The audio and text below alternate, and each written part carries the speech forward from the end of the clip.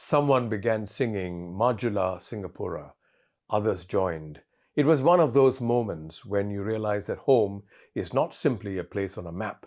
It is something deeper, a shared identity, a sense of belonging, and the knowledge that when things go wrong, your country will come for you. Primal emotions spoken with potent simplicity.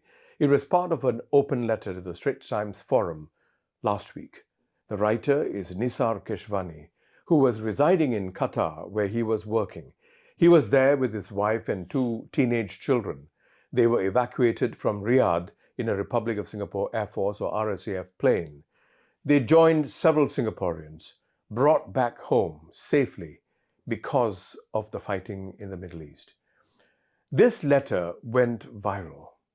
It struck a chord with many, many Singaporeans. It was an awakening, a stark reminder of how grateful we ought to be for being in Singapore, for being Singaporean. We should not knock Singapore for being overly rational or systematic, and not as exciting perhaps as Paris or New York or Bangkok for that matter. Perhaps we should ask if the safety and security we enjoy is worth the strict rules and penalties, or what some see as the suspension of democratic practices from time to time. Even as the battles in the Middle East are wreaking havoc on people and properties, life here in Singapore is going on as normal. Last week, there was serious discontentment expressed about the allowance paid to full-time national servicemen, that it's not enough. It was raised by an opposition MP.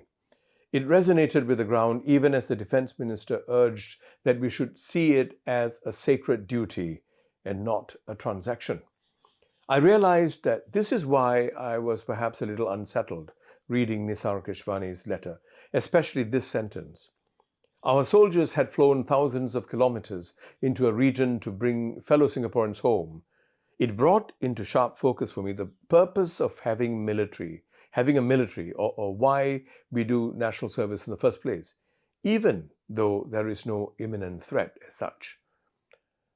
What also came to my mind was the 2004 Boxing Day tsunami, the SAF's humanitarian rescue mission codenamed Operation Flying Eagle.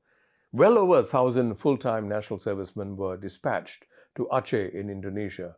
I debriefed some soldiers. They said that it was a life-altering experience that no amount of money or education can give. Seeing countless dead bodies made them appreciate the sanctity of life. There was gratitude for what we have and what we don't. It made them better human beings, better citizens. Now, what Nisar Keshvani and his wife, Malati, experienced was the special feeling of being cared for and being protected by our own people. It's pride. Malati said, the way they spoke to us, the Singapore way of making you feel, when you hear them say, welcome home, you already feel like you are home. I don't know about you, but this reminds me of how I feel each time I step into a Singapore Airlines plane, especially after a tough trip, when the flight supervisor tells you with that smile, welcome back, sir. You know you're home, safe. This feeling of being safe and feeling safe happens because we know that no amount of money or effort is spared. It's especially during times such as this that we truly feel we are one people. Whatever your vocation, race, religion, whether you are a citizen or PR or even an employment pass holder, and really, it should not matter whether you are PAP or WP. We are Singapore. Let's focus on what unifies us, our shared interests, our heritage. This is not the time for divisive politics.